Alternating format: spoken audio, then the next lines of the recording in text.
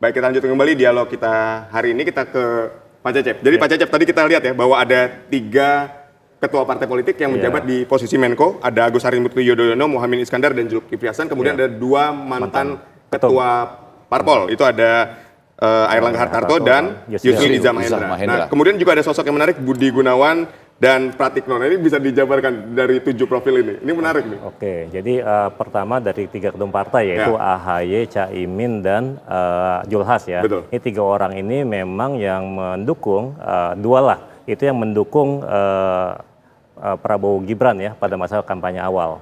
Dan saya kira itu adalah trade off-nya lah dengan menjadikan Menko, karena dianggap Menko ini di atas Kementerian Teknis ya. Untuk Caimin sendiri kan baru belakangan ya. Betul. Karena katanya yang berita yang terdengar kan ketika Abdul Qadir Karding itu muncul, akhirnya dari Jazilul Fawais diubah jadi Caimin ya. Betul. Akhirnya Caimin yang menunjukkan diri. Itu 3 itu. Kemudian yang 2 lain, Yusril dan Airlangga, ini 2 tokoh yang berperan sebenarnya masa-masa awal-awal ya Prabowo Gibran. Kan. Dan mereka juga masuk ke dalam masa-masa kampanye itu. Nah, kemudian 2 yang lain, Pratikno saya kira orang terdekat ya dari pemerintahan sebelumnya. Dia yang menjadi salah satu aktor kunci juga ya, yang orang dan juga tokoh yang dianggap dekat dengan Jokowi, bahkan dengan berbagai rumor yang terjadi katanya kan diusulkan atau diusung oleh di-endorse lah oleh presiden sebelumnya. Nah, sedangkan BG sendiri setelah Jokowi mencopot atau memberhentikan yang bersangkutan dari ketua BIN, ini kan harus ada trade off-nya lah kira-kira. Nah, ini diakomodasi ke dalam kabinet ya, karena PDIP sendiri dengan pernyataan beberapa elitnya itu telah menegasi bahwa yang bersangkutan bukanlah kader PDIP. Atau di-endorse oleh PDIP gitu ya? Iya. Oke, kita menuju ke Bang Ege. Bang Ege, kalau tadi dengan yang disampaikan oleh Pak Cecep, komposisi untuk Menko ini diisi oleh dari representasi partai politik, kemudian juga ada dari kekuasaan sebelumnya, ring satunya. Ini apakah memang hanya dilihat sebagai representasi partai politik atau memang ada kapasitas juga untuk menjawab semua tantangan di era Prabowo Gibran? 3 hal. Poin yang pertama kan biasanya orang itu dia menganggap, atau kita menganggap itu naik kelas sedikit kan ya, dari menteri biasa jadi menteri koordinator. Walaupun katanya di luar sana ada yang mengatakan nggak mau jadi menteri koordinator karena cuma koordinator aja, ya kan? Padahal segala sesuatunya ada di menteri teknis.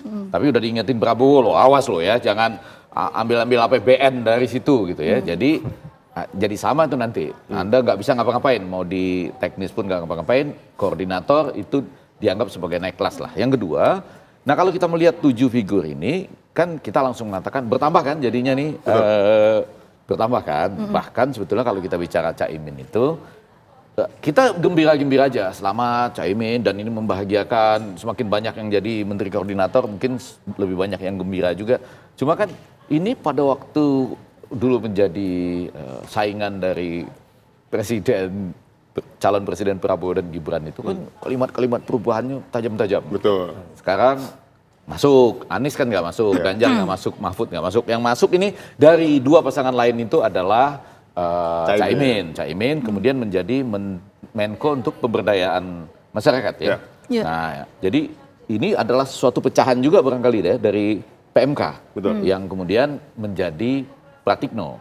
Yang banyak dianggap orang titipan juga dari Pak Jokowi, ya kan? Itu kalimat Anda tadi kan, endorse, yang lain bilangnya titipan. Nggak apa-apa lah, ini kan sudah jadi. Nah, karena itu poin yang ketiga saya mau mengatakan untuk langsung menjawab itu adalah kita akan melihat nantinya, saya kan nggak bisa tebak-tebak nih, kita jangan tebak-tebak. Kita melihat nanti pada waktu rakor pertama. Jadi 7 Menko ini akan melaksanakan rakor pertama kan? Betul. Kalau yang langsung, tadi kita belum menyebutnya tapi Anda sudah membenarkan, Ketua Umum PAN ya, Pak Zulkifli Hasan. Itu enak tuh, langsung. Pangan tok. Nah, apa tantangannya? Dalam 4-5 tahun harus subsidi swasembada pangan. Ya, jadi apakah dia nanti ada kaitannya juga dengan misalnya ya, yang itu bantuan harus langsung sampai ke yang membutuhkan. Atau pidato yang mengatakan bahwa Anda harus ingat, masih banyak anak sekolah yang berangkat nggak pakai makan pagi, kekurangan gizi, nggak punya tas dan sebagainya. Itu apakah berhenti di pangannya saja atau juga subsidi yang terkait dengan pangan yang langsung misalnya. Jadi ini yang agak langsung Pas hanya pangan. Kalau yang lain kita masih tebak-tebak, tapi akan terjawab pada rakor pertama lah. Ya. Oke, Bang Egy, tapi begini, kalau tadi soal disebutkan per namanya tadi ya, kita mungkin coba bedah satu persatu untuk posisi Menko tadi. Misalnya Budi Gunawan, kita tahu sejarah Budi Gunawan ini pernah menjadi ajudan dari Bu Mega, juga memiliki kadar hubungan yang cukup dekat lah ya, artinya sudah lama juga. Apakah Budi Gunawan ini masuk menjadi Menko memang representasi dari Budi Gunawan sendiri atau ini representasi dari Bu Mega? Kan saya tadi bilang ada 3-4 kelompok. Ini ada bagian suratan tangan juga ini ya. Nah ini masuk yang mana kalau Budi Gunawan? Yang pertama itu barangkali dia kan tidak ikutan dalam tanda petik secara langsung berkeringat. Orang Jokowi iya dong, kan ada di BIN bahwa kemudian Jokowi dan PDI pecah kongsi, dia relatif termasuk yang ada di kelompok kedua ini walaupun agak bingung-bingung dikit lah gitu ya. Yang ketiga profesional barangkali karena lama kan di kepolisian ya, pernah Wakapolri kemudian menjadi kepala BIN. Nah yang keempat memang sudah surat tangannya, walaupun PDIP langsung bilang kan, dia kan bukan langsung terkait dengan PDIP. Ya, jadi merepresentasikan PDIP atau profesional? Enggak, jadi profesional menurut Bang Egy. Saya 1, 2, 3. Jadi artinya yang bersama dengan Jokowi ada, lalu yang ketiga itu sekali lagi ya ada profesional karena pernah menjadi Wakapolri, lama di BIN. Tapi bukan, maksudnya 2 dan 3. 1 enggak, yang berkeringat langsung untuk memenangkan Pak Prabowo Gibran kan tidak gitu. Baik, Menko selanjutnya yang kita bahas Pratikno. Nah tadi dikatakan bahwa ini di-endorse oleh presiden sebelumnya Pak Joko Widodo. Nah ini boleh kalau mau pakai kata endorse boleh loh. Saya atau kata titipan tadi ya, itu dari orang-orang di luar sana gitu. Ini sinonim aja ini. Sinonim ya. Ya, saya kira kan pertama kalau lihat background ya, background beliau ini profesor political science, ilmu politik. Jadi pernah menjadi rektor ya? Rektor UGM juga, kemudian 10 tahun mendampingi presiden sebelumnya kan. Sampai dia bilang sampai susah lo membedakan karena sudah terlalu lama ya, 10 tahun. Itu kalimat dia sendiri loh, bukan kalimat saya ya. Nah dari sini sebenarnya dia punya pengalaman, tapi kemudian dititi oleh menjadi Menko bidang apa tadi itu? PMK. Jadi sebenarnya ya. Pratikno Menko PMK. Ya ini secara kapabilitas sebenarnya jauh ya, misal. Keilmuannya lah, masalah political science, masalah negara ini kan, tapi memang masalah public good sebenarnya, nggak masalah sih sebenarnya. Harapannya ya dirinya tentu saja yang kalau memakai kategorisasi yang tadi dia bagian dari pemenangan dan bagian dari Pak Jokowi ya. Bagian dari Jokowi, dan saya kira itu akhirnya yang di sini memperlihatkan bahwa Prabowo mengkonfirmasi dirinya adalah melanjutkan dari periode sebelumnya. Jadi mengadopsi hampir 16 orang ya menteri dari kabinet sebelumnya. Nah, yang ketiga itu kita bisa agak ribut tuh ya, maksudnya di luar sana orang bisa beradu argumentasi.